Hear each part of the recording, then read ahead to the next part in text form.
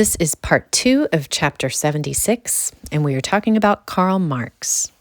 Despite poverty and the tragic death of his children, he pursued the dogged research in the British Museum that produced the monumental 3-volume Das Kapital. He refused to seek regular employment because he would not allow bourgeois society to make him into, quote, a money-making machine, end of quote. During these years, his main financial support was the largesse from Ingalls Manchester cotton mills and a small family inheritance. His negligible earned income came from occasional articles for the New York Tribune. Marx's economic theory is generally agreed to be an application and critique of the classical economic theory of Adam Smith and David Ricardo. But out of his research in the British Museum and his experience of the revolutions of his time came an original theory of history. Instead of explaining social progress as the conscious and unconscious collaboration of social classes, Marx saw the conflict of economic classes as the dynamic force. Quote, "The history of all hitherto existing society," the Communist Manifesto proclaimed, "is the history of class struggles. In the earlier epochs of history, we find almost everywhere a complicated arrangement of society into various orders. In ancient Rome, we have patricians, knights, plebeians, slaves. In the Middle Ages, feudal lords, vassals, guildmasters, journeymen, apprentices, serfs. Our epoch, the epoch of the bourgeoisie, has simplified the class antagonisms.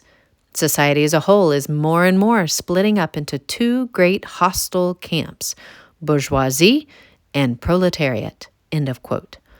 Beneath the theory of class conflict lay his materialist faith that ideas were a response to changes in the system of production. Before his time, the most influential historians, with a few exceptions like Voltaire and Montesquieu, had focused on the learned, the powerful, and the wealthy, on chancellors, princes, and kings, on royal succession and the intrigues of the court, on chanceries and parliaments and battlefields. They saw truth battling against error, virtue against vice, orthodoxy against heresy. Human reason was depicted as an autonomous universal faculty dealing in the pure currency of changeless ideas. Marx shifted the focus to scenes unfamiliar to the literati who had been writing history. Das Kapital, 1867, is a difficult and sometimes pedantic work. Even so, the first of the 3 volumes, the one published during Marx's lifetime, is widely read. When its first translation from the German into another language appeared in 1872, the Russian censor let it pass because he observed, quote, "Few people in Russia will read it, and still fewer will understand it," end of quote. There, however, it quickly sold out its first edition of 3,000. The supercilious reviewer of the first English translation, 1887, in London's literary Athenaeum, observed that, quote, "Under the guise of a critical analysis of capital, Karl Marx's work is principally a polemic against capitalist and the capitalist mode of production, and it is this polemical tone which is its chief charm," end of quote. For the layman, who is no economist, the book's most intelligible passages are Marx's cameos of social and economic history. For example, quote, "One of the most shameful, the most dirty, and the worst paid kinds of labor, and one on which women and young girls are by preference employed, is the sorting of rags. It is well known that Great Britain, apart from its own immense store of rags, is the emporium for the rag trade of the whole world. They flow in from Japan, from the most remote states of South America, and from the Canary Islands. But the chief sources of their supply are Germany, France, Russia, Italy, Egypt, Turkey, Belgium, and Holland. They are used for manure, for making bed flocks, for shoddy, and they serve as the raw material of paper. The rag sorters are the medium for the spread of smallpox and other infectious diseases, and they themselves are the first victims," end of quote. He describes a tile field where a young woman, 24 years of age, made 2,000 tiles a day with the assistance of 2 little girls who carried daily 10 tons up the slippery sides of the clay pits from a depth of 30 feet and then for a distance of 210 feet.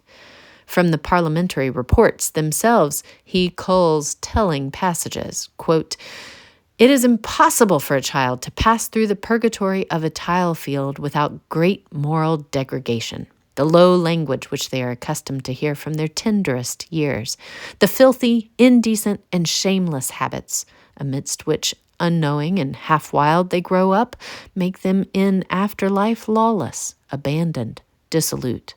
They become rough, foul-mouthed boys before nature has taught them that they are women. Clothed in a few dirty rags, the legs naked far above the knees, hair and face besmeared with dirt, they learn to treat all feelings of decency and of shame with contempt. During mealtimes, they lie at full length in the fields or watch the boys bathing in a neighboring canal. Their heavy day's work at length completed, they put on better clothes and accompany the men to the public houses. The worst is that the brickmakers despair of themselves. You might as well, said one of the better kind to a chaplain of South Hallfield, try to raise and improve the devil as a brickie, sir." End of quote. Taking off from John Stuart Mill's doubts whether, quote, "all mechanical inventions yet made have lightened the day's toil of any human being," end of quote, Marx shows how modern machinery and steam power actually lengthened the working day, making the conditions of labor ever more intolerable. In a qualifying footnote, he observes that, in fact, machinery had quote, "greatly increased the number of bourgeois well-to-do idlers," end of quote. Then he details the miseries of workers in the cotton mills and mines. He depicts the sufferings of children, deprived of all opportunities for education, how women were condemned to work, quote, "degrading to their sex," end of quote, how misleading were coroners' inquests on the causes of death in the mines, how corrupt was the official inspection, all of which, quote, "by maturing the material conditions and the combination on a social scale of the processes of production, matures the contradictions and antagonisms of the capitalist form of production and thereby provides, along with the elements for the formation of a new society, the forces for exploding the old one," end of quote. His facts from government sources were hard to contradict. Whatever one thought of Marx's revolutionary prophecies, one could not ignore the facts of life on which he had shone the spotlight of his epigrammatic prose. His focus on the conditions of the working classes throughout the whole past was only the most superficial of his influences. More fundamental was his new version of all history, and especially of the birth and life of ideas. Before Marx, the prime movers had been great leaders and great ideas shaping the conditions of life. But for Marx, as he explained in a much-quoted passage, quote, "In the social production of their means of existence, men enter into definite, necessary relations which are independent of their will, productive relationships which correspond to a different stage of development of their material productive forces. The aggregate of these productive relationships constitutes the economic structure of society, the real basis on which a juridical and political superstructure arises, and to which definite forms of social consciousness correspond. The mode of production of the material means of existence conditions the whole process of social, political, and intellectual life.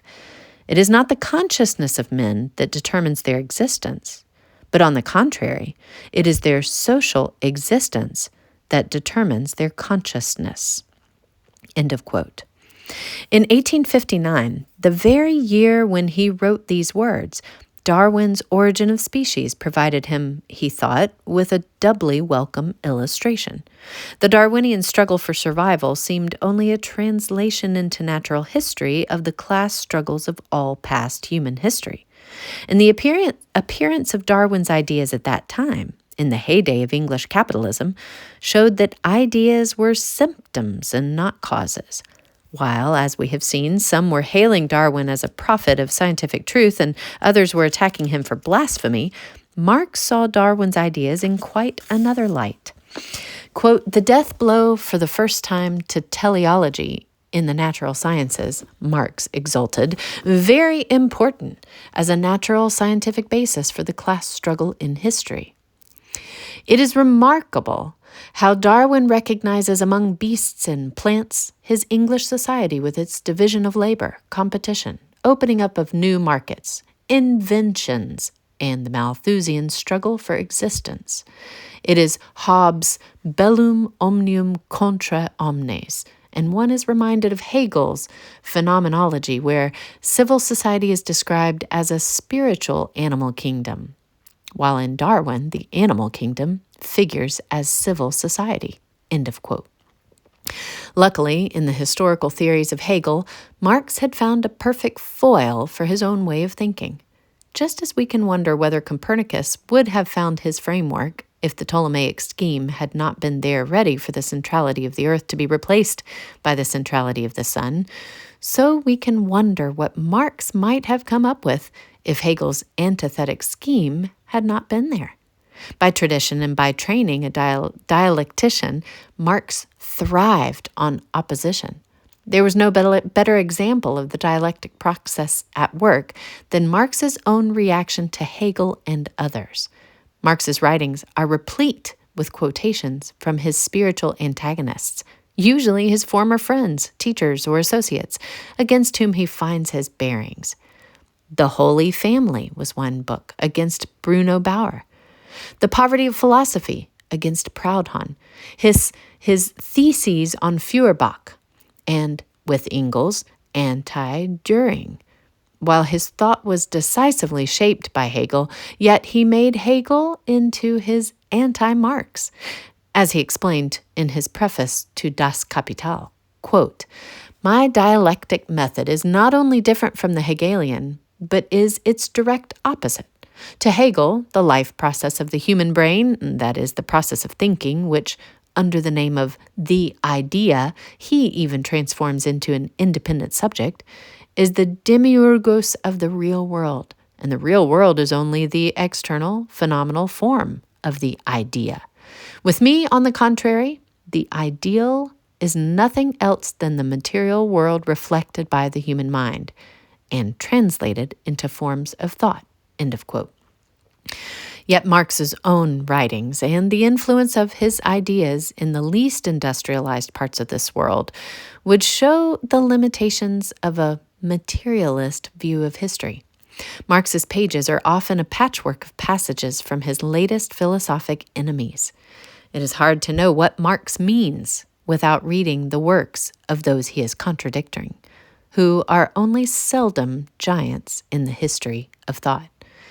And there we will pause until I bring you part 3.